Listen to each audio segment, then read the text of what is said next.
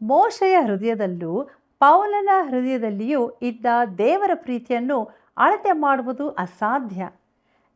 ನಿಮ್ಮ ಹೃದಯದಲ್ಲಿರುವುದನ್ನು ಅಳತೆ ಮಾಡಬಹುದೋ?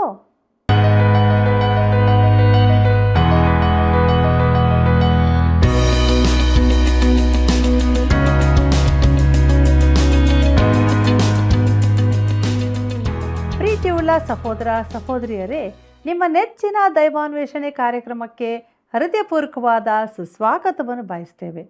ಪ್ರಿಯರೇ, ಇಸ್ರಾಯೇಲರು ಯಾರು ಎಂಬುದಕ್ಕೆ ಪೌಲನು ಗುರುತಿಸಿದ 8 ಮುಖ್ಯವಾದ ಸಂಗತಿಗಳನ್ನು ನಾವು ತಿಳಿದುಕೊಳ್ಳಲಿರುವೆವು.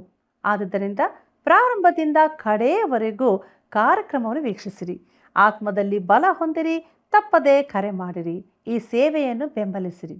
ಕರ್ತನಲ್ಲಿ ಪ್ರೀತಿಯುಳ್ಳ ದೇವಜನರೇ, ಪರಲೋಕದಿಂದ ಇಳಿದು ಬಂದು ಲೋಕಕ್ಕೆ ಜೀವವನ್ನು ಉಂಟು ಮಾಡಿದ ನಮ್ಮ ರಕ್ಷಕನಾದ ಯೇಸು ಕ್ರಿಸ್ತನ ಪರಿಶುದ್ಧವಾದ ನಾಮದಲ್ಲಿ ನಿಮ್ಮೆಲ್ಲರನ್ನು ವಂದಿಸುತ್ತಾ ಇಂದಿನ ಸತ್ಯವೇದ ಅಧ್ಯಯನ ಕಾರ್ಯಕ್ರಮಕ್ಕೆ ಹೃದಯಪೂರ್ವಕವಾಗಿ ಸ್ವಾಗತಿಸುತ್ತೇನೆ. ಪ್ರಿಯರೇ, ದೇವರ ವಾಕ್ಯಗಳ ಅರ್ಥಗರ್ಭಿತವಾದ ಅಭ್ಯಾಸದ ಈ ಕಾರ್ಯಕ್ರಮದಲ್ಲಿ ನೀವೆಲ್ಲರೂ ಆಶೀರ್ವದಿಸಲ್ಪಟ್ಟಿದ್ದೀರಿ ಎಂದು ನಾನು ನಂಬುತ್ತೇನೆ. ಹಾಗಾದರೆ ನಮ್ಮ ಇಂದಿನ ಧ್ಯಾನವನ್ನು ಪ್ರಾರಂಭಿಸುವ ಹಾಗೆ ಇಸ್ರಾಯೇಲ್ಯರ ನಿರೂಪಣೆ ಎಂಬ ವಿಚಾರವನ್ನು ಧ್ಯಾನಿಸೋಣ. ರೋಮಾಪುರದವರಿಗೆ ಬರೆದ ಪತ್ರಿಕೆ 9ನೇ ಅಧ್ಯಾಯ 1ನೇ ವಚನ ಹೀಗೆ ಹೇಳುತ್ತದೆ: ನನಗೆ ಮಹಾ ದುಃಖವು ನನ್ನ ಹೃದಯದಲ್ಲಿ ಎಡೆಬಿಡದೆ ವೇದನೆಯೂ ಉಂಟು ಎಂಬುದಾಗಿ. ಪ್ರೀತಿಯುಳ್ಳ ದೇವಜನರೇ, ಈ ಶ್ರೇಷ್ಠ ಅಪೋಸ್ತಲನ ಹೃದಯದಲ್ಲಿ ತನ್ನ ಸ್ವಜನರಿಗಾಗುವ ವೇದನೆಯನ್ನು ನಾವು ಸರಿಯಾಗಿ ಗ್ರಹಿಸಲು ಅಸಾಧ್ಯ. ಅವರು ಸತತವಾಗಿ ಅವನನ್ನು ಹಿಂಸಿಸುವಾಗಲೂ ಅವನು ತೋರಿಸಿದ ತಾಳ್ಮೆಯೇ ಇದಕ್ಕೆ ಉದಾಹರಣೆಯಾಗಿದೆ. ಕ್ರಿಸ್ತನ ಕಡೆಗೂ ಕ್ರೈಸ್ತತ್ವದ ಕಡೆಗೂ ಅವರಿಗಿದ್ದ ದ್ವೇಷವೇನೆಂದು ಅವನು ಮೊದಲೇ ತಿಳಿದಿದ್ದನು. ಯಾಕಂದರೆ ಒಂದು ಕಾಲದಲ್ಲಿ ಅವನು ಅವರಂತೆಯೇ ಇದ್ದವನು. ಅವನೊಬ್ಬ ಫರಿಸಾಯನೂ ನಾಯಕನೂ ಆಗಿದ್ದವನು. ಆದರೆ ಅವರು ತನ್ನಂತೆ ಕ್ರಿಸ್ತನ ಬಳಿಗೆ ಬರಬೇಕೆಂದು ಆಶಿಸಿದ್ದನು. ಮುಂದಕ್ಕೆ ನೋಡೋಣ. ರೋಮಾಪುರದವರಿಗೆ ಬರೆದ ಪತ್ರಿಕೆ 9ನೇ ಅಧ್ಯಾಯ 2ನೇ ವಚನವನ್ನು. ಅಲ್ಲಿ ಹೀಗೆ ಬರೆದದೆ: ಈ ಮಾತನ್ನು ಸುಳ್ಳಾಡದೆ ಕ್ರಿಸ್ತನ ಮುಂದೆ ಸತ್ಯವಾಗಿ ಹೇಳುತ್ತೇನೆ, ಪವಿತ್ರಾತ್ಮಾಧೀನವಾಗಿರುವ ನನ್ನ ಮನಸ್ಸೇ ಸಾಕ್ಷಿ ಎಂಬುದಾಗಿ. ಪ್ರಿಯರೇ, ನಾನು ಸುಳ್ಳಾಡದೆ ಕ್ರಿಸ್ತನ ಮುಂದೆ ಸತ್ಯವಾಗಿ ಹೇಳುತ್ತೇನೆ ಎಂಬುದನ್ನು ನೋಡುವಾಗ ಪವಿತ್ರಾತ್ಮಾಧೀನವಾಗಿರುವ ನನ್ನ ಮನಸ್ಸೇ ಸಾಕ್ಷಿ ಎಂದು ತನ್ನ ಮಾತಿನಲ್ಲಿ ಪೌಲನು ಇದನ್ನು ಹೀಗೆ ಹೇಳುತ್ತಾನೆ: ನಾನು ಕ್ರಿಸ್ತನಲ್ಲಿ ಸತ್ಯವನ್ನೇ ಹೇಳುತ್ತೇನೆ, ಸುಳ್ಳಾಡುವುದಿಲ್ಲ. ನನ್ನ ಮನಸ್ಸಾಕ್ಷಿಯು ಪವಿತ್ರಾತ್ಮನಲ್ಲಿ ನನ್ನೊಂದಿಗೆ ಇದನ್ನೇ ನುಡಿಯುತ್ತದೆ. ಈ ಮಾತು ಅಪೋಸ್ತಲ ಪೌಲನಿಂದ ಬಂದ ಸಾಂಪ್ರದಾಯಿಕ ಮಾತಿನಂತೆ ಕಂಡರೂ ಈ ಸಮಯದಲ್ಲಿ ತನ್ನ ಜನರಿಗೆ ವೈರಿಯಂತಿದ್ದಾನೆಂಬ ಆಪಾದನೆ ಅವನ ಮೇಲಿರುವುದನ್ನು ಮರೆಯಬಾರದು. ಅಪೋಸ್ತಲ ಕೃತ್ಯಗಳು 23ನೇ ಅಧ್ಯಾಯ 12ನೇ ವಚನದಲ್ಲಿ ಹೀಗೆ ಹೇಳಿದೆ: ಬೆಳಗಾದ ಮೇಲೆ ಯೆಹೂದ್ಯರು ಒಳಸಂಚು ಮಾಡಿ ನಾವು ಪೌಲನನ್ನು ಕೊಲ್ಲುವ ತನಕ ಅನ್ನಪಾನವೇನೂ ಮುಟ್ಟುವುದಿಲ್ಲವೆಂದು ಶಪಥ ಮಾಡಿಕೊಂಡರು ಎಂಬುದಾಗಿ. ಪ್ರಿಯರೇ, ಈಗ ಪೌಲನು ತನಗೆ ಇಷ್ಟವಾದ ಒಂದು ಮಾತನ್ನು ಹೇಳುತ್ತಾನೆ. ಅದೇನೆಂದರೆ, ನಾನು ಸತ್ಯವನ್ನೇ ಹೇಳುತ್ತೇನೆ, ಸುಳ್ಳಾಡುವುದಿಲ್ಲ ಎಂಬುದಾಗಿ. ರೋಮಾಪುರದವರಿಗೆ ಬರೆದ ಪತ್ರಿಕೆ 9ನೇ ಅಧ್ಯಾಯ 3ನೇ ವಚನವನ್ನು ಗಮನಿಸಿರಿ. ಅಲ್ಲಿ ಹೀಗೆ ಬರೆದದೆ: ಶರೀರ ಸಂಬಂಧವಾಗಿ ಸ್ವಜನರಾಗಿರುವ ನನ್ನ ಸಹೋದರರಿಗೋಸ್ಕರ ನಾನೇ ಸಾಧ್ಯವಾದರೆ ಕ್ರಿಸ್ತನನ್ನು ಅಗಲಿ ಶಾಪಗ್ರಸ್ತನಾಗುವುದಕ್ಕೆ ಒಪ್ಪಿಕೊಂಡೆನು ಎಂಬುದಾಗಿ. ಪ್ರಿಯರೇ, ಇದಕ್ಕೆ ನನ್ನದೇ ಆದ ಬೇರೆ ಭಾಷಾಂತರ ಕೊಡುತ್ತೇನೆ. ಅದೇನೆಂದರೆ, ಯಾಕಂದರೆ ನಾನು ನನ್ನ ಸಹೋದರರು ಸ್ವಜನರೂ ಆಗಿರುವ ಇವರಿಗೋಸ್ಕರ ಕ್ರಿಸ್ತನಿಂದ ಶಾಪಕ್ಕೊಳಗಾಗಬೇಕಾದರೂ ನಾನು ಒಪ್ಪಿಕೊಂಡೇನು ಎಂಬುದಾಗಿ. ಕರ್ತನಲ್ಲಿ ಪ್ರಿಯರೇ, ಈ ವಚನವನ್ನು ಭಾಷಾಂತರಿಸುವುದಕ್ಕೆ ನಿಜವಾದ ತೊಂದರೆಯಿದೆ. ಸುಲಭವಾದ ಭಾಷಾಂತರ ಹೀಗಿದೆ: ನಾನು ನನ್ನ ಸಹೋದರರು ಶರೀರ ಸಂಬಂಧವಾಗಿ ಸ್ವಜನರೂ ಆಗಿರುವ ಇವರಂತೆ ಕ್ರಿಸ್ತನಿಂದ ಶಾಪಕ್ಕೊಳಗಾಗಿದ್ದೆನು ಎಂಬುದಾಗಿ. ಪೌಲನ ಮಾತು ಯಥಾರ್ಥವಾಗಿ ತಿಳಿದುಕೊಳ್ಳಲು ನನಗೆ ಕಷ್ಟಕರವಾಗಿದೆ. ಯಾಕಂದರೆ 8ನೇ ಅಧ್ಯಾಯದಲ್ಲಿ ಕ್ರಿಸ್ತ ಯೇಸುವಿನಲ್ಲಿರುವ ದೇವರ ಪ್ರೀತಿಯಿಂದ ನಮ್ಮನ್ನು ಯಾವುದೂ ಅಗಲಿಸಲಾರದೆಂದು ಹೇಳುತ್ತಾನೆ. ಆದರೆ ಇಲ್ಲಿ ಹೇಳುತ್ತಾನೆ, ಶಾಪಗ್ರಸ್ತನಾಗುವುದಕ್ಕೂ ಒಪ್ಪಿಕೊಂಡೆನು ಎಂಬುದಾಗಿ. ಪೌಲನೇ, ಈ ಆಶೆ ಪೂರೈಸಲ್ಪಡುವುದಿಲ್ಲ. ಯಾಕಂದರೆ ನೀನು ಶಾಪಗ್ರಸ್ತನಾಗಲಾರಿ. ನೀನು ಹಾಗೆ ಹೇಳಿದ್ದಿ. ಹಾಗಾದರೆ ನೀನಾಡಿದ ಮಾತು ಕೇವಲ ಒಂದು ಮನಸ್ಸಿನ ಭಾವನೆಯಷ್ಟೇ ಎಂದು ನಾವು ಹೇಳಬಹುದು. ಪ್ರಿಯರೇ, ಆದರೆ ಅಪೋಸ್ತಲ ಪೌಲನು ಯಥಾರ್ಥವಂತನೇ ಆಗಿರುತ್ತಾನೆ. ಅವನು ಮಾತಿನ ಕ್ಷಾಣಾಕ್ಷತನವನ್ನು ಪ್ರಯೋಗಿಸಲಿಲ್ಲ. ಆದ್ದರಿಂದ ಅವನು, ನನ್ನ ಸಹೋದರಂತೆ ನಾನು ಒಮ್ಮೆ ಶಾಪಕ್ಕೊಳಗಾಗಿದ್ದೆನು, ನಾನು ಶಾಪಕ್ಕೊಳಗಾಗುವುದಿಲ್ಲವೆಂದು ನನಗೆ ತಿಳಿದದೆ, ಆದರೆ ಅವರೂ ಕ್ರಿಸ್ತನನ್ನು ಕಂಡುಕೊಂಡು ನನ್ನ ಈಗಿರುವ ಸ್ಥಿತಿಯಂತಾಗಬೇಕೆಂದು ನನ್ನ ಆಶೆಯಾಗಿದೆ ಎಂದು ಹೇಳುತ್ತಿದ್ದಾನೆ. ಪ್ರಿಯರೇ, ಮೋಶೆಯ ಹೃದಯದಲ್ಲೋ ಪೌಲನ ಹೃದಯದಲ್ಲಿಯೂ ಇರುವ ಪ್ರೀತಿಯನ್ನು ಅಳತೆ ಮಾಡಲು ಅಸಾಧ್ಯ ಎಂಬುದಾಗಿ ಪ್ರೊಫೆಸರ್ ಜೆ.ಎ. ಬೆಂಗೆಲ್ ರವರು ಹೇಳಿದ್ದಾರೆ. ರೋಮಾಪುರದವರಿಗೆ ಬರೆದ ಪತ್ರಿಕೆ 9ನೇ ಅಧ್ಯಾಯ 4 ಮತ್ತು 5ನೇ ವಚನವನ್ನು ಗಮನಿಸಿರಿ. ಅಲ್ಲಿ ನಾವು ಹೀಗೆ ನೋಡುತ್ತೇವೆ: ಅವರು ಇಸ್ರಾಯೇಲನ ವಂಶದವರು, ದೇವರ ಪುತ್ರರಾಗಿ ಸ್ವೀಕರಿಸಿದವರೂ ಆಗಿದ್ದಾರೆ. ಅವರಲ್ಲಿ ದೇವರ ತೇಜ ಸಾನ್ನಿಧ್ಯವೂ ಇದೆ. ಅವರ ಸಂಗಡ ದೇವರು ಒಡಂಬಡಿಕೆಗಳನ್ನು ಮಾಡಿಕೊಂಡನು. ಅವರಿಗೆ ಧರ್ಮಶಾಸ್ತ್ರವು, ದೇವಾಲಯದಲ್ಲಿ ನಡೆಯುವ ಆರಾಧನೆಯು, ವಾಗ್ದಾನಗಳು ಕೊಡೋಣವಾದವು. ಅಬ್ರಹಾಮ, ಈಸಾಕ, ಯಾಕೋಬರು ಅವರ ಪಿತೃಗಳೇ. ಕ್ರಿಸ್ತನು ಶರೀರ ಸಂಬಂಧವಾಗಿ ಅವರ ವಂಶದಲ್ಲೇ ಹುಟ್ಟಿದವನು. ಆತನು ಎಲ್ಲದರ ಮೇಲೆ ಒಡೆಯನು, ನಿರಂತರ ಸ್ತುತಿ ಹೊಂದತಕ್ಕ ದೇವರೂ ಆಗಿದ್ದಾನೆ. ಆಮೇನ್ ಎಂಬುದಾಗಿ. ಪ್ರೀತಿಯುಳ್ಳ ದೇವಜನರೇ, ಇಸ್ರಾಯೇಲ್ಯರು ಯಾರು ಎಂಬುದಕ್ಕೆ ಪೌಲನು ಇಲ್ಲಿ ಉತ್ತರಿಸುತ್ತಿದ್ದಾನೆ. ಅವರನ್ನು ಗುರುತಿಸುವ 8 ಸಂಗತಿಗಳನ್ನು ಅವನು ಹೇಳುತ್ತಿದ್ದಾನೆ. ಅದರಲ್ಲಿ ಮೊದಲನೆಯದು ಪುತ್ರ ಸ್ವೀಕಾರ ಎಂಬುದಾಗಿದೆ. ಪ್ರಿಯರೇ, ಈ ಪುತ್ರ ಸ್ವೀಕಾರವು ಇಡೀ ಜನಾಂಗಕ್ಕೆ ಅನ್ವಯಿಸಿದ್ದಾಗಿದೆ, ಹೊರತು ಪ್ರತ್ಯೇಕ ವ್ಯಕ್ತಿಗಳಿಗಲ್ಲ. ನನ್ನ ಮಗನು ಎಂಬುದಾಗಿ ದೇವರು ಕರೆದ ಒಂದೇ ಒಂದು ಜನಾಂಗವೆಂದರೆ ಅದು ಇಸ್ರಾಯೇಲು.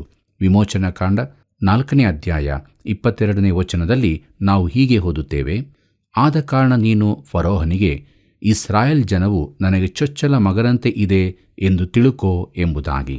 ಪ್ರಿಯರೇ, ದೇವರು ಇದನ್ನು ಮನಪೂರ್ವಕವಾಗಿ ಹೇಳಿರಬೇಕು, ಇಲ್ಲವೇ ಸುಮ್ಮನೆ ಹೇಳಿರಬೇಕು. ಸುಮ್ಮನೆ ಹೇಳಿರುವುದಾದರೆ ನಾವು ಯೋಹಾನು ಬರೆದ ಸುವಾರ್ತೆ 3ನೇ ಅಧ್ಯಾಯ 16ನೇ ವಚನವನ್ನು ಯಾಕೆ ನಂಬಬೇಕು? ಇವೆರಡು ವಚನಗಳು ದೇವರ ವಾಕ್ಯದಲ್ಲೇ ಇರುತ್ತದಲ್ಲ. ನಾನು ಎರಡನ್ನೂ ನಂಬುತ್ತೇನೆ. ಬೇರೆ ಯಾವ ಜನಾಂಗದ ಕುರಿತಾಗಿಯೂ ದೇವರು ಹೀಗೆ ಹೇಳಿಲ್ಲ. ಪುತ್ರ ಸ್ವೀಕಾರವು ಇಸ್ರಾಯೇಲರಿಗೆ ದೊರಕಿದೆ. ದೇವರಿಗೆ ಮಹಿಮೆಯಾಗಲಿ. ಎರಡನೇ ಸಂಗತಿ ಮಹಿಮೆ ಎಂಬುದಾಗಿದೆ. ಪ್ರಿಯರೇ, ಇದು ಗುಡಾರದಲ್ಲಿಯೂ ಮುಂದೆ ದೇವಾಲಯದಲ್ಲಿಯೂ ನೆಲೆಗೊಂಡಿದ್ದ ದೇವರ ಭೌತಿಕ ಪ್ರಸನ್ನತೆಯಾಗಿದೆ. ವಿಮೋಚನೆಕಾಂಡ ಪುಸ್ತಕ 40ನೇ ಅಧ್ಯಾಯ 35ನೇ ವಚನದಲ್ಲಿ ನಾವು ಹೀಗೆ ಓದುತ್ತೇವೆ: ಮೇಘವು ದೇವದರ್ಶನದ ಗುಡಾರದ ಮೇಲೆ ನೆಲೆಯಾಗಿರುವುದರಿಂದ, ಯೆಹೋವನ ತೇಜಸ್ಸು ಗುಡಾರದೊಳಕ್ಕೆ ತುಂಬಿರುವುದರಿಂದಲೂ ಮೋಶೆ ಗುಡಾರದಲ್ಲಿ ಹೋಗಲಾರದೆ ಇದ್ದನು ಎಂಬುದಾಗಿ. ಪ್ರಿಯರೇ, ದೇವರ ಈ ಪ್ರತ್ಯಕ್ಷ ಪ್ರಸನ್ನತೆಯನ್ನು ಹೊಂದಿದ್ದ ಒಂದೇ ಜನಾಂಗ ಇಸ್ರಾಯೇಲ್ ಆಗಿದೆ. ಅನೇಕ ವರ್ಷಗಳ ಹಿಂದೆ ದಕ್ಷಿಣ ಕ್ಯಾಲಿಫೋರ್ನಿಯಾದಲ್ಲಿ ಒಬ್ಬ ಸೌಹಾರ್ತಿಕನು ಒಂದು ಡೇರೆಯನ್ನು ಹಾಕಿದನು. ಈ ಡೇರೆಯ ಮೇಲ್ಭಾಗದಲ್ಲಿಯೂ ಒಳಗೆಯೂ ದೇವದೂತರು ಸಂಚರಿಸುವುದನ್ನು ಕಾಣಬಹುದು ಎಂದು ಅವನು ಕೊಚ್ಚಿಕೊಂಡನು. ಅವನು ಈ ರೀತಿ ಹೇಳಿದಾಗಲೇ ಇದರಲ್ಲೇನೋ ಮೋಸವಿದೆ ಎಂದು ನಾವು ಭಾವಿಸಿದೆವು. ನಾವು ನೆನೆಸಿದ ಹಾಗೆಯೇ ಅವನು ಕುಡುಕನಾಗಿದ್ದನು. ಬೇಗದಲ್ಲೇ ಸತ್ತನು. 2-3 ಸಲ ಅಮಲು ಸೇವಿಸಿದ ಬಳಿಕ ಅಮಲಿನಲ್ಲಿ ದೇವದೂತರು ಕಂಡಂತೆ ಆಗುವುದು ಸಹಜ. ಆದರೆ ನಿಜವಾದ ದೇವರ ಪ್ರತ್ಯಕ್ಷ ಪ್ರಸನ್ನತೆಯು ಇಸ್ರಾಯೇಲರಿಗೆ ಮಾತ್ರ ದೊರಕಿತು. ಮೂರನೇ ವಿಚಾರವನ್ನು ನೋಡುವಾಗ ಒಡಂಬಡಿಕೆಗಳು ಎಂಬುದಾಗಿದೆ. ಪ್ರಿಯರೇ, ದೇವರು ತಾನು ಕಾರ್ಯಗತಗೊಳಿಸಬೇಕೆಂದು ಬಯಸುವ ಕೆಲವು ಒಡಂಬಡಿಕೆಗಳನ್ನು ಇಸ್ರಾಯೇಲರೊಂದಿಗೆ ಮಾಡಿಕೊಂಡಿದ್ದಾನೆ. ಅವುಗಳಲ್ಲಿ ಅನೇಕವನ್ನು ಆತನು ಪೂರೈಸಿದ್ದಾನೆ. ಅವರನ್ನು ಎಲ್ಲ ಜನಾಂಗಗಳಿಗೆ ಆಶೀರ್ವಾದಪ್ರದರನ್ನಾಗಿ ಮಾಡುತ್ತೇನೆಂದು ಹೇಳಿದ್ದನು. ಮೆಸ್ಸಿಯನು ದಾವೀದನ ವಂಶದಿಂದ ಬರುವನೆಂದು ದಾವೀದನಿಗೆ ಹೇಳಿದ್ದನು. ಇದೆಲ್ಲವೂ ಕರ್ತನಾದ ಯೇಸು ಕ್ರಿಸ್ತನಲ್ಲಿ ನೆರವೇರಿದೆ. ಪ್ರಿಯರೇ, ದೇವರು ಬೇರಾವ ಜನಾಂಗದೊಂದಿಗೂ ಮಾಡಿಕೊಳ್ಳದ ಅನೇಕ ಒಡಂಬಡಿಕೆಗಳನ್ನು ಇಸ್ರಾಯೇಲರೊಂದಿಗೆ, ಅಬ್ರಹಾಂ, ದಾವೀದ್ ಹಾಗೂ ಇಸ್ರಾಯೇಲ್ ಜನಾಂಗದೊಂದಿಗೆ ಮಾಡಿಕೊಂಡಿದ್ದಾನೆ. ಒಡಂಬಡಿಕೆಗಳು ಇಸ್ರಾಯೇಲರಿಗೆ ಸೇರಿವೆ. 4ನೇ ವಿಚಾರ ನೋಡುತ್ತೇವೆ, ಧರ್ಮಶಾಸ್ತ್ರ ಎಂಬುದಾಗಿ. ಮೋಶೆಯ ಧರ್ಮಶಾಸ್ತ್ರವು ಇಸ್ರಾಯೇಲರಿಗೆ ಕೊಡಲ್ಪಟ್ಟಿತು. ವಿಮೋಚನಕಾಂಡ ಪುಸ್ತಕ 19ನೇ ಅಧ್ಯಾಯ 5ನೇ ವಚನದಲ್ಲಿ ಹೀಗೆ ಓದುತ್ತೇವೆ: ಹೀಗಿರಲಾಗಿ ನೀವು ನನ್ನ ಮಾತನ್ನು ಶ್ರದ್ಧೆಯಿಂದ ಕೇಳಿ ನಾನು ಮಾಡುವ ನಿಬಂಧನೆಯನ್ನು ಅನುಸರಿಸಿ ನಡೆದರೆ ನೀವು ಎಲ್ಲ ಜನಾಂಗಗಳಲ್ಲಿ ನನಗೆ ಸ್ವಕೀಯ ಜನರಾಗುವಿರಿ. ಸಮಸ್ತ ಭೂಮಿಯು ನನ್ನದಷ್ಟೇ.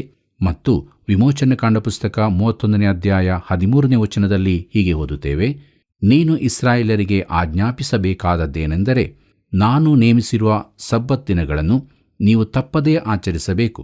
ನಿಮ್ಮನ್ನು ದೇವಜನರನ್ನಾಗಿ ಮಾಡಿರುವ ಯೆಹೋವನು ನಾನೇ ಎಂದು ನೀವು ತಿಳುಕೊಳ್ಳುವಂತೆ ಇದೇ ನನಗೂ ನಿಮಗೂ ನಿಮ್ಮ ಸಂತತಿಯವರಿಗೂ ಇರುವ ಗುರುತು ಎಂಬುದಾಗಿ. ಪ್ರಿಯರೇ, ಇದು ಇಸ್ರಾಯೇಲ್ ಜನಾಂಗಕ್ಕೆ ಮಾತ್ರ ಹೇಳಿದ ಮಾತು. ಕೆಲವರು ದೇವರು ಸಬ್ಬತ್ ದಿನವನ್ನು ಬದಲಾಯಿಸಿದ್ದಾನೋ ಎಂದು ಕೇಳುತ್ತಾರೆ. ಆದರೆ ದೇವರು ಸಬ್ಬತ್ತನ್ನು ಬದಲಾಯಿಸಲಿಲ್ಲ, ನಮ್ಮನ್ನು ಬದಲಾಯಿಸಿದ್ದಾನೆ. ನಾವು ಕ್ರಿಸ್ತನಲ್ಲಿದ್ದೇವೆ. ಇದು ಒಂದು ಹೊಸ ಸಂಬಂಧವಾಗಿದೆ. ದೇವರು ಮೋಶೆಯ ಧರ್ಮಶಾಸ್ತ್ರವನ್ನು ಇಸ್ರಾಯೇಲರಿಗೆ ಕೊಟ್ಟನು. ಮುಂದಕ್ಕೆ 5ನೇ ವಿಷಯವನ್ನು ನೋಡೋಣ. ಅದು ದೇವರ ಆರಾಧನೆ ಎಂಬುದಾಗಿದೆ. ಪ್ರಿಯರೇ, ಅದು ಗುಡಾರ ಹಾಗೂ ದೇವಾಲಯದಲ್ಲಿನ ಆರಾಧನೆಗೆ ಸಂಬಂಧಪಟ್ಟದ್ದು. ಅವರು ಯಾಜಕ ಜನಾಂಗವಾಗಿರಬೇಕಿತ್ತು. ವಿಮೋಚನಕಾಂಡ ಪುಸ್ತಕ 19ನೇ ಅಧ್ಯಾಯ 6ನೇ ವಚನದಲ್ಲಿ ಹೀಗೆ ನೋಡುತ್ತೇವೆ: ನೀವು ನನಗೆ ಯಾಜಕ ರಾಜ್ಯವೂ ಪರಿಶುದ್ಧ ಜನವೂ ಆಗಿರುವಿರಿ. ಇವೇ ನೀನು ಇಸ್ರಾಯೇಲರಿಗೆ ಹೇಳಬೇಕಾದ ಮಾತುಗಳು ಎಂಬುದಾಗಿ.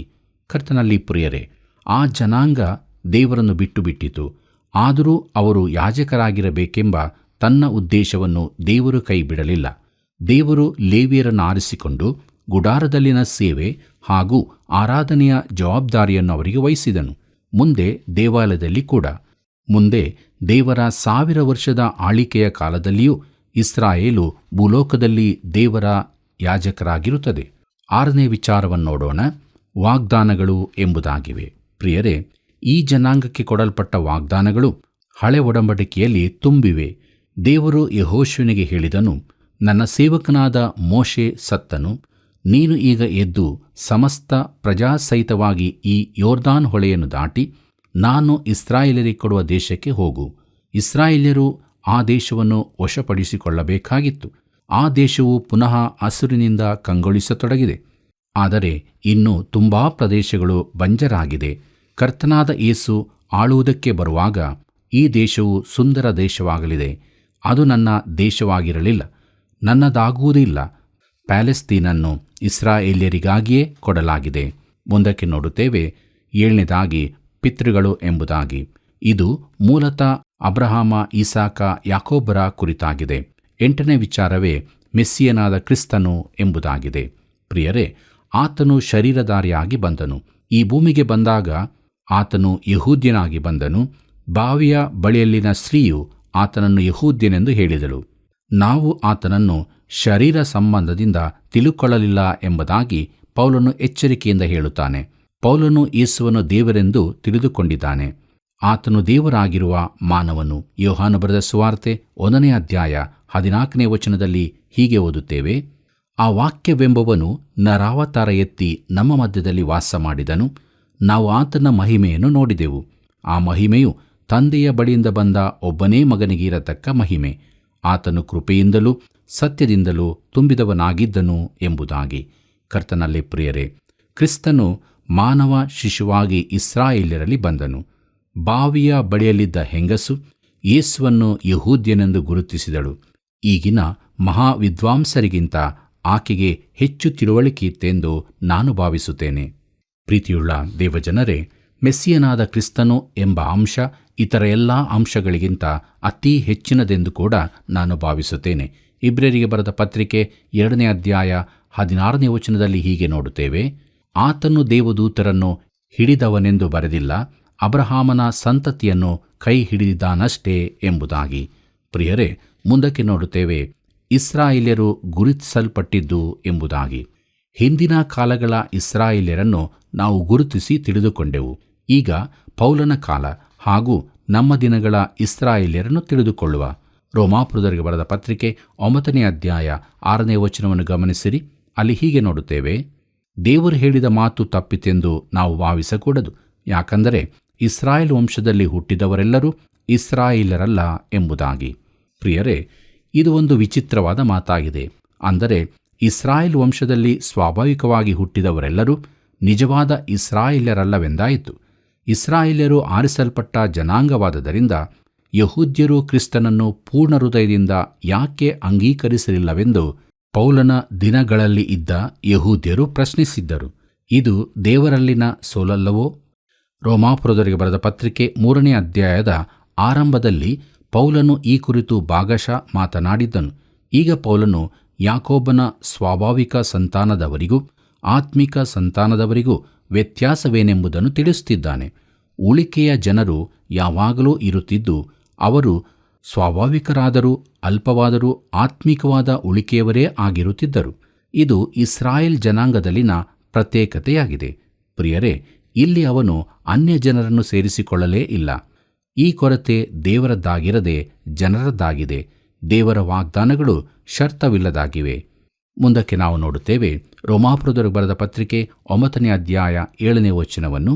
ಅಲ್ಲಿ ಹೀಗೆ ಬರೆದದೆ, ಹಾಗೆಯೇ ಅಬ್ರಹಾಮನ ವಂಶದಲ್ಲಿ ಹುಟ್ಟಿದ ಮಾತ್ರಕ್ಕೆ ಅವರೆಲ್ಲರೂ ಮಕ್ಕಳೆಂದು ಎಣಿಸಲ್ಪಡುವುದಿಲ್ಲ, ಆದರೆ ಈಸಾಕನಿಂದ ಹುಟ್ಟುವವರೇ ನಿನ್ನ ಸಂತತಿ ಅನಿಸಿಕೊಳ್ಳುವರು ಎಂದು ದೇವರು ಹೇಳಿದನು ಎಂಬುದಾಗಿ. ಪ್ರೀತಿಯುಳ್ಳ ಸಹೋದರ ಸಹೋದರಿಯರೇ, ಪೌಲನಿಗೆ ವಿರುದ್ಧವಾಗಿ ಮಾತನಾಡುವವರಿಗೆ ಇದು ಒಂದು ದೊಡ್ಡ ಹೊಡೆತವಾಗಿದೆ. ಸಂತತಿ ಎಂಬುದು ಸ್ವಾಭಾವಿಕವಾಗಿ ಹುಟ್ಟುವವರಿಂದಲೇ ಆಗಬೇಕೆಂದಾದರೆ ಇಷ್ಮಾಯೇಲ್ಯರು, ಮಿದ್ಯಾನ್ಯರು, ಏದೋಮ್ಯರು ಎಲ್ಲರೂ ಸೇರಿಸಲ್ಪಡುತ್ತಿದ್ದರು. ಒಮ್ಮೆ ಎರಿಕೋವಿನ ಒಬ್ಬ ಒಳ್ಳೆ ಅರಬ ವ್ಯಕ್ತಿ ಹೀಗೆ ಹೇಳಿದರು, ನಾನೂ ಕೂಡ ಅಬ್ರಹಾಮನ ಮಗನು ಎಂಬುದು ತಿಳಿದಿರಲಿ ಎಂದು. ಪ್ರಿಯರೇ, ಅವನು ಅಬ್ರಹಾಮನ ಮಗನೇ ಆಗಿದ್ದನು. ಇವರೆಲ್ಲರೂ ಅಬ್ರಹಾಮನಿಂದ ಶರೀರ ಸಂಬಂಧವಾಗಿ ಹುಟ್ಟಿದವರು. ಆದರೆ ಅಬ್ರಹಾಮನ ಸ್ವಾಭಾವಿಕ ಸಂತತಿಯವರೆಲ್ಲರೂ ವಾಗ್ದಾನಕ್ಕೆ ಬಾಧ್ಯಸ್ಥರಾಗಿರುವುದಿಲ್ಲ. ಒಮ್ಮೆ ಯಹೂದ್ಯರು ಯೇಸುವಿಗೆ ಹೀಗೆ ಹೇಳಿದ್ದರು, ಅಬ್ರಹಾಮನು ನಮಗೆ ತಂದೆಯಾಗಿದ್ದಾನೆ ಎಂಬುದಾಗಿ. ರೋಮಾಪುರದವರಿಗೆ ಬರೆದ ಪತ್ರಿಕೆ 9ನೇ ಅಧ್ಯಾಯ 8ನೇ ವಚನವನ್ನು ಗಮನಿಸಿರಿ. ಅಲ್ಲಿ ಹೀಗೆ ಬರೆದದೆ, ಆ ಮಾತಿನ ಅರ್ಥವೇನೆಂದರೆ, ಶರೀರ ಸಂಬಂಧವಾಗಿ ಹುಟ್ಟಿದವರೆಲ್ಲರೂ ದೇವರ ಮಕ್ಕಳಲ್ಲ, ವಾಗ್ದಾನ ಸಂಬಂಧವಾಗಿ ಹುಟ್ಟಿದವರೇ ಅಬ್ರಹಾಮನ ಸಂತತಿಯವರೆಂದು ಎಣಿಸಲ್ಪಡುವರು ಎಂಬುದು. ಪ್ರಿಯರೇ, ಇಸ್ರಾಯೇಲ್ಯರಲ್ಲಿ ಆರಿಸಲ್ಪಟ್ಟವರಿಗೂ ಆರಿಸಲ್ಪಡದವರಿಗೂ ಇರುವ ವ್ಯತ್ಯಾಸದ ಕುರಿತಾಗಿ ಪೌಲನು ಸ್ಪಷ್ಟವಾಗಿ ತಿಳಿಸುತ್ತಿದ್ದಾನೆ. ಶರೀರ ಮೂಲಕ ಮಕ್ಕಳಾದವರೆಲ್ಲರೂ ದೇವರ ಮಕ್ಕಳಲ್ಲ, ವಾಗ್ದಾನದ ಮಕ್ಕಳು ಮಾತ್ರವೇ ಸಂತಾನವೆಂದು ಎಣಿಸಲ್ಪಡುತ್ತಾರೆ. ಯೇಸುವಿನ ಮರಣ ಪುನರುತ್ಥಾನಗಳ ಬಳಿಕ ಇಸ್ರಾಯೇಲ್ಯರಲ್ಲಿನ ಸಾವಿರಾರು ಮಂದಿ ಯಹೂದ್ಯರು ಕ್ರಿಸ್ತನ ಕಡೆಗೆ ತಿರುಗಿಕೊಂಡರು. ಅವರು ಆರಿಸಲ್ಪಟ್ಟವರು. ಇವರನ್ನು ಪೌಲನು ಯಾವಾಗಲೂ ಇಸ್ರಾಯೇಲ್ಯರೆಂದು ಕರೆದನು. ಪ್ರಕಟಣೆ ಗ್ರಂಥಕ್ಕೆ ಬರುವಾಗ ಕರ್ತನು ಮೊದಲ ಶತಮಾನದ ಸಭೆಗಳೊಂದಿಗೆ ಮಾತನಾಡುವಾಗ ಆತನು ಅವರಿಗೆ ಹೀಗೆ ಹೇಳುತ್ತಾನೆ, ಅವರು ಯಹೂದ್ಯರಲ್ಲ, ಸೈತಾನನ ಸಮಾಜದವರಾಗಿದ್ದಾರೆ ಎಂದು. ಕರ್ತನಲ್ಲಿ ಪ್ರಿಯರೇ, ರೋಮಾಪುರದವರಿಗೆ ಬರೆದ ಪತ್ರಿಕೆ 9ನೇ ಅಧ್ಯಾಯ 9 ಮತ್ತು 10ನೇ ವಚನವನ್ನು ಗಮನಿಸಿರಿ. ಅಲ್ಲಿ ನಾವು ಹೀಗೆ ನೋಡುತ್ತೇವೆ, ಮುಂದಿನ ವರ್ಷದ ಇದೇ ಕಾಲದಲ್ಲಿ ನಾನು ಬರುವೆನು, ಆಗ ಸಾರಳಿಗೆ ಮಗನು ಇರುವನು ಎಂಬುವ ಮಾತು ವಾಗ್ದಾನವಾಗಿದೆಯಷ್ಟೇ. ಇದು ಮಾತ್ರವಲ್ಲದೆ ರೆಬೆಕ್ಕಳು ಸಹ ನಮ್ಮ ಪಿತೃವಾದ ಈಸಾಕನಿಂದ ಅವಳಿ ಜವಳಿ ಮಕ್ಕಳಿಗೆ ಬಸುರಾದಾಗ ಅದರಂತೆ ಆಯಿತು ಎಂಬುದಾಗಿ. ಪ್ರೀತಿಯುಳ್ಳ ಸಹೋದರ ಸಹೋದರಿಯರೇ, ವಾಗ್ದಾನದ ಮಕ್ಕಳೆಂದರೆ ಏನನ್ನೋ ನಂಬಿದವರಲ್ಲ. ಈಸಾಕನು ಹುಟ್ಟುವ ಮೊದಲು ನಂಬಿರಲಿಲ್ಲ. ಈಸಾಕನು ವಾಗ್ದಾನದ ಮಗನಾಗಿದ್ದನು. ದೇವರು ಮಾತು ಕೊಟ್ಟನು, ಅದರಂತೆ ನಡೆದನು. ದೈವಿಕ ಆಯ್ಕೆಯ ಉದಾಹರಣೆಯಾಗಿ ಈಸಾಕ ರೆಬೆಕ್ಕಳ ಕುರಿತಾಗಿ ಹೇಳಿಯದೆ. ರೋಮಾಪುರದವರಿಗೆ ಬರೆದ ಪತ್ರಿಕೆ 9ನೇ ಅಧ್ಯಾಯ 11 ಮತ್ತು 12ನೇ ವಚನವನ್ನು ಗಮನಿಸಿರಿ. ಅಲ್ಲಿ ಹೀಗೆ ಬರೆದದೆ, ಆ ಮಕ್ಕಳು ಒಬ್ಬ ತಂದೆಯ ಮಕ್ಕಳಾಗಿದ್ದರೂ ಅವರು ಇನ್ನೂ ಹುಟ್ಟದೆಯೂ ಒಳ್ಳೆಯದನ್ನಾಗಲಿ ಕೆಟ್ಟದನ್ನಾಗಲಿ ಮಾಡದೆಯೂ ಇದ್ದಾಗ ಹಿರಿಯವನು ಕಿರಿಯನಿಗೆ ಸೇವೆ ಮಾಡುವನೆಂಬುದಾಗಿ ಆಕೆಗೆ ಹೇಳಲ್ಪಟ್ಟಿತು. ಇದರಿಂದ ದೇವರು ತನಗೆ ಮನಸ್ಸಿದ್ದವರನ್ನು ಆರಿಸಿಕೊಳ್ಳುತ್ತಾನೆಂಬ ಸಂಕಲ್ಪವು ಸ್ಥಿರವಾಗಿರಬೇಕೆಂದು ತೋರಿಸಿದನು. ಆ ಸಂಕಲ್ಪವು ಪುಣ್ಯಕ್ರಿಯೆಗಳ ಮೇಲೆ ಆಧಾರಗೊಳ್ಳದೆ ಕರೆಯುವಾತನ ಚಿತ್ತದ ಮೇಲೆಯೇ ಆಧಾರಗೊಂಡಿದೆ ಎಂಬುದಾಗಿ. ಕರ್ತನಲ್ಲಿ ಪ್ರಿಯರೇ, ಈ ಭಾಗವು ಮೂಲದಲ್ಲಿಲ್ಲದ ಮಾತಾಗಿ ಕಂಡರೂ ಒಂದು ವಿಶೇಷವಾದ ಸತ್ಯವನ್ನು ತಿಳಿಸುವಂಥದ್ದಾಗಿದೆ. ಇಸ್ಮಾಯೇಲನನ್ನು ದೇವರು ತಿರಸ್ಕರಿಸಿದ್ದಕ್ಕೆ ಕೆಲವು ಕಾರಣಗಳನ್ನು ಕೊಡಬಹುದು. ಆದರೆ ಈಸಾಕ ರೆಬೆಕ್ಕರ ಅವಳಿ ಜವಳಿ ಮಕ್ಕಳ ಕುರಿತಾಗಿ ಹೀಗೆ ಹೇಳಲಾಗುವುದಿಲ್ಲ. ದೇವರು ಅವಳಿ ಜವಳಿಗಳಲ್ಲಿ ಮೊದಲು ಹುಟ್ಟಿದವನನ್ನು ತಿರಸ್ಕರಿಸಿ ನಂತರ ಹುಟ್ಟಿದವನನ್ನೇ ಆರಿಸಿಕೊಂಡನು. ಆ ಸಮಯದಲ್ಲಿ ಏಸಾವನು ಕೆಟ್ಟದ್ದನ್ನೇನೂ ಮಾಡಿರಲಿಲ್ಲ, ಯಾಕೋಬನು ಒಳ್ಳೆಯದನ್ನೂ ಮಾಡಿರಲಿಲ್ಲ. ಪ್ರಿಯರೇ, ಜನನದ ರೀತಿಯಲ್ಲೂ ಅದು ಆಧಾರವಾಗಿಲ್ಲ. ಇಬ್ಬರು ಒಂದೇ ರೀತಿಯಲ್ಲಿ ಹುಟ್ಟಿದರು, ಇಲ್ಲವೇ ಅವರ ಸ್ವಭಾವ ಕ್ರಿಯೆಗಳ ಮೇಲೂ ಆಧಾರವಾಗಿಲ್ಲ. ಈ ಆಯ್ಕೆಯು ಸಂಪೂರ್ಣವಾಗಿ ದೇವರ ಸಂಕಲ್ಪಕ್ಕನುಸಾರವಾದ ಆಯ್ಕೆಯ ಮೇಲೆ ಆತುಕೊಂಡಿದೆ ಎಂದು ಪೌಲನು ತಿಳಿಸುತ್ತಾನೆ. ಮತ್ತು ಮುಂದಕ್ಕೆ ಅವನು ವಿವರಿಸಿ, ಅದು ಕ್ರಿಯೆಗಳ ಮೇಲೆ ಆಧಾರವಾಗಿರದೆ ಕರೆದ ದೇವರ ಮೇಲೆ ಆಧಾರವಾಗಿದೆ ಎಂದು ಹೇಳುತ್ತಾನೆ. ಪ್ರಿಯರೇ, ಈ ವಚನದಲ್ಲಿನ ಕರೆಯು ರಕ್ಷಣೆಗಾಗಿನ ಕರೆಯಲ್ಲ, ಹಿರಿಯವನು ಕಿರಿಯವನಿಗೆ ಸೇವೆ ಮಾಡುವನೆಂಬುದಾಗಿ ಆಕೆಗೆ ಹೇಳಲ್ಪಟ್ಟಿತು ಎಂಬುದಾಗಿ ನೋಡುವಾಗ ಇದು ಆದಿಕಾಂಡ ಪುಸ್ತಕ 25ನೇ ಅಧ್ಯಾಯ 23ರ ಮಾತಾಗಿದೆ. ಆ ಇಬ್ಬರೂ ಮಕ್ಕಳು ಹುಟ್ಟುವ ಮೊದಲೇ ಈ ಮಾತು ಹೇಳಲ್ಪಟ್ಟಿತು. ಪ್ರೀತಿಯುಳ್ಳ ದೇವಜನರೇ, ಕೊನೆಯದಾಗಿ ನಾವು ರೋಮಾಪುರದವರೆಗೆ ಬರೆದ ಪತ್ರಿಕೆ 9ನೇ ಅಧ್ಯಾಯ 13ನೇ ವಚನವನ್ನು ಗಮನಿಸೋಣ. ಅಲ್ಲಿ ಹೀಗೆ ಬರೆದದೆ, ಇದಕ್ಕನುಸಾರವಾಗಿ ಯಾಕೋಬನನ್ನು ಪ್ರೀತಿಸಿದನು, ಏಸಾವನನ್ನು ದ್ವೇಷಿಸಿದನು ಎಂದು ಬರೆದದೆ ಎಂಬುದಾಗಿ. ಪ್ರೀತಿಯುಳ್ಳ ದೇವಜನರೇ, ಇದು ಹಳೆ ಒಡಂಬಡಿಕೆಯ ಕೊನೆಯ ಪುಸ್ತಕದಲ್ಲಿನ ಮಾತಾಗಿದೆ. ಮಲಾಕಿಯನ ಪ್ರವಾದನೆ ಗ್ರಂಥ 1ನೇ ಅಧ್ಯಾಯ 2 ಮತ್ತು 3ನೇ ವಚನಗಳು. ಆ ಇಬ್ಬರೂ ಮಕ್ಕಳು ಬೆಳೆದು ದೊಡ್ಡವರಾಗಿ ಅವರಿಂದ 2 ಜನಾಂಗಗಳು ಉಂಟಾಯಿತು. ಅಂದರೆ ಸುಮಾರು 2000 ವರ್ಷಗಳ ಬಳಿಕ, ಚರಿತ್ರೆಯು ತುಂಬಾ ಮುಂದುವರಿದ ಬಳಿಕ ಈ ಮಾತು ಹೇಳಲ್ಪಟ್ಟಿದೆ. ಡಾಕ್ಟರ್ ಗ್ರಿಫಿತ್ ಥೋಮಸರ ಬಳಿ ಒಬ್ಬ ವಿದ್ಯಾರ್ಥಿ ಹೇಳಿದನು, ಈ ಭಾಗ ನನಗೆ ಅರ್ಥ ಮಾಡಿಕೊಳ್ಳಲು ಕಷ್ಟವಾಗಿದೆ. ದೇವರು ಏಸಾವನನ್ನು ಯಾಕೆ ದ್ವೇಷಿಸಬೇಕು? ಡಾಕ್ಟರ್ ಥೋಮಸ್ರವರು ಹೇಳಿದರು, ನನಗೂ ಈ ಭಾಗ ಅರ್ಥ ಮಾಡಿಕೊಳ್ಳಲು ಕಷ್ಟದ್ದೇ, ಆದರೆ ನನ್ನ ಸಮಸ್ಯೆ ಬೇರೆಯದೇ ಆಗಿದೆ. ದೇವರು ಯಾಕೋಬನನ್ನು ಯಾಕೆ ಪ್ರೀತಿಸಿದನೆಂಬುದಾಗಿ ನನಗೆ ಅರ್ಥವಾಗುತ್ತಿಲ್ಲ. ಇದು ದೊಡ್ಡ ಸಮಸ್ಯೆಯಾಗಿದೆ ಎಂಬುದಾಗಿ. ಪ್ರಿಯರೇ, ದೇವರು ಏಸಾವನನ್ನು ಯಾಕೆ ತಿರಸ್ಕರಿಸಿದನೆಂದು ತಿಳಿಕೊಳ್ಳುವುದು ಸುಲಭ. ಹೇಗೆಂದರೆ ಅವನು ನಿಯಂತ್ರಣವಿಲ್ಲದವನಾಗಿದ್ದನು, ದೇವರನ್ನು ಬಿಟ್ಟು ಜೀವಿಸುವನಾದನು, ಅಹಂಕಾರದಿಂದ ತುಂಬಿದ್ದನು. ಅವನಿಂದ ಉಂಟಾದ ಜನಾಂಗವು ದೇವರಿಲ್ಲದೆ ಜೀವಿಸಬೇಕೆಂದಿತ್ತು. ಅವರು ದೇವರಿಗೆ ಬೆನ್ನು ಹಾಕಿದರು. ಆದ್ದರಿಂದ ದೇವರು ಏಸಾವನನ್ನು ಯಾಕೆ ತಿರಸ್ಕರಿಸಿದನೆಂದು ತಿಳಿದುಕೊಳ್ಳುವುದು ಸುಲಭ. ಆದರೆ ಯಾಕೋಬನನ್ನು ಯಾಕೆ ಆರಿಸಿದನೆಂದು ತಿಳಿಯುವುದು ಕಷ್ಟಕರವಾಗಿದೆ. ದೇವರು ತನ್ನ ಸಾರ್ವಭೌಮ ಚಿತ್ತದ ಪ್ರಕಾರ ತನ್ನ ಆಯ್ಕೆಯನ್ನು ಮಾಡುತ್ತಾನೆಂದು ಸತ್ಯವೇದ ತಿಳಿಸುತ್ತದೆ. ಕರ್ತನಲ್ಲಿ ಪ್ರಿಯರೇ, ದೇವರು ಯಾಕೋಬನನ್ನು ಆರಿಸಿಕೊಂಡು ಏಸಾವನನ್ನು ತಿರಸ್ಕರಿಸಿದನು. ದೇವರ ಆಲೋಚನೆಗಳು ನಮ್ಮ ಆಲೋಚನೆಗಳಿಗಿಂತ ಮಿಗಿಲಾದದ್ದು. ಆದರೆ ಪ್ರತಿಯೊಬ್ಬರಲ್ಲಿ ದೇವರ ಚಿತ್ತವೇ ನೆರವೇರಲ್ಪಡಬೇಕು. ಆದ್ದರಿಂದ ನಮ್ಮ ಜೀವಿತದಲ್ಲಿ ಆತನ ಚಿತ್ತಕ್ಕೆ ಒಡಂಬಟ್ಟು ಸತ್ಯವನ್ನು ಅರಿತವರಾಗಿ ಜೀವಿಸೋಣವೇ? ಇಂಥ ಜೀವಿತವನ್ನು ನಡೆಸಲು ದೇವರು ತನ್ನ ಆತ್ಮನ ಬಲವನ್ನು ಅನುಗ್ರಹಿಸಿ ನಮ್ಮನ್ನು ತನ್ನ ಕೃಪೆಯಿಂದ ನಡೆಸಲಿ. ಪ್ರಿಯರೇ, ಇಸ್ರಾಯೇಲರು ಗುರುತುವಿಕೆಯಲ್ಲಿ ಪೌಲನು ನೀಡಿದ 8 ಮುಖ್ಯವಾದ ಸಂಗತಿಗಳನ್ನು ನಾವು ತಿಳಿದುಕೊಂಡೆವು ಅಲ್ವಾ? ಶರೀರ ಮೂಲಕ ಹುಟ್ಟಿದವರೆಲ್ಲರೂ ದೇವರ ಮಕ್ಕಳಲ್ಲ, ವಾಗ್ದಾನದ ಮಕ್ಕಳು ಮಾತ್ರವೇ ಆತನ ಸಂತಾನ. ಅಂದರೆ ಯೇಸುವಿನ ಮರಣ ಪುನರುತ್ಥಾನಗಳ ನಂಬಿಕೆ ಇಟ್ಟು ಆತನ ಕಡೆಗೆ ತಿರುಗಿಕೊಂಡವರು ಇವರೇ ದೇವರ ಮಕ್ಕಳು. ಆದ್ದರಿಂದ ದೇವರಾತ್ಮನ ಮೂಲಕ ನಡೆಸಲ್ಪಟ್ಟ ದೇವರ ಮಕ್ಕಳಾಗಿ ಜೀವಿಸೋಣ. ಬನ್ನಿ ಪ್ರಾರ್ಥನೆಯನ್ನು ಮಾಡೋಣ. ಕೃಪೆಯಲ್ಲಿ ಐಶ್ವರ್ಯವಾಗಿರುವಂಥ ನಮ್ಮ ತಂದೆಯಾದ ದೇವರೇ, ಇಷ್ಟೊಂದು ಒಳ್ಳೆಯ ಸಮಯವನ್ನು ನಮಗೆ ಅನುಗ್ರಹಿಸಿಕೊಟ್ಟಿದ್ದೀ, ಅದಕ್ಕಾಗಿ ಸ್ತೋತ್ರ. ಪ್ರಿಯ ಕರ್ತನೆ, ವೀಕ್ಷಕ ಬಾಂಧವರನ್ನು ಆಶೀರ್ವದಿಸು. ಈಗ ತಾನೇ ದೇವರ ಜೀವವುಳ್ಳ ವಾಕ್ಯಗಳನ್ನು ಅವರು ವೀಕ್ಷಿಸಿದ್ದಾರೆ, ಆಲಿಸಿದ್ದಾರೆ. ಕರ್ತನೆ, ಅವ್ರಿಗೆ ಆಸಕ್ತಿಯನ್ನು ನೀನು ಕೊಟ್ಟದಕ್ಕಾಗಿಯೇ ನಾವು ನಿನಗೆ ಸ್ತೋತ್ರ ಮಾಡುತ್ತೇವೆ. ಅವರೊಬ್ಬೊಬ್ಬರನ್ನು ಆಶೀರ್ವದಿಸು, ಕುಟುಂಬವಾಗಿ ಆಶೀರ್ವದಿಸು. ಅವರ ಮಕ್ಕಳ ವಿದ್ಯಾಭ್ಯಾಸವನ್ನು ಆಶೀರ್ವದಿಸು. ಯಾರ್ಯಾರು ಕರ್ತನೆ ಉದ್ಯೋಗವಿಲ್ಲದೆ ಕಷ್ಟಪಡ್ತಿದ್ದಾರೋ ಅವರಿಗೆ ಉದ್ಯೋಗವನ್ನು ದಯಪಾಲಿಸಬೇಕೆಂಬುದಾಗಿ ಪ್ರಾರ್ಥಿಸ್ತೇವೆ. ಈ ನಿನ್ನ ಜೀವವುಳ್ಳ ವಾಕ್ಯಗಳನ್ನು ಕೇಳಿ ಅದರಂತೆ ನಡೆದು ರಕ್ಷಣೆಯನ್ನು ಹೊಂದಿ ನಿನ್ನ ಮಾರ್ಗದಲ್ಲಿ ನಡೆಯುವಂತೆ ಸಹಾಯ ಮಾಡಬೇಕೆಂದು ನಜರೇತಿನ ಯೇಸುವಿನ ನಾಮದಲ್ಲಿ ಬೇಡಿದ್ದೇವೆ ತಂದೆಯೇ, ಆಮೇನ್. ಪ್ರಿಯ ವೀಕ್ಷಕರೇ, ನೀವು ದೇವರ ಮಕ್ಕಳಾಗಿದ್ದೀರಿ ತಾನೇ? ದೇವರಿಂದ ದೂರ ಹೋದವರು ದೇವರ ಮಕ್ಕಳಾಗುವಂತೆ ನಾವು ಪ್ರಯತ್ನಿಸೋಣ. ಹಿಂದೆ ಕರೆ ಮಾಡಿ ಸೇವೆಯನ್ನು ಬೆಂಬಲಿಸೋಣ. ವಂದನೆಗಳು.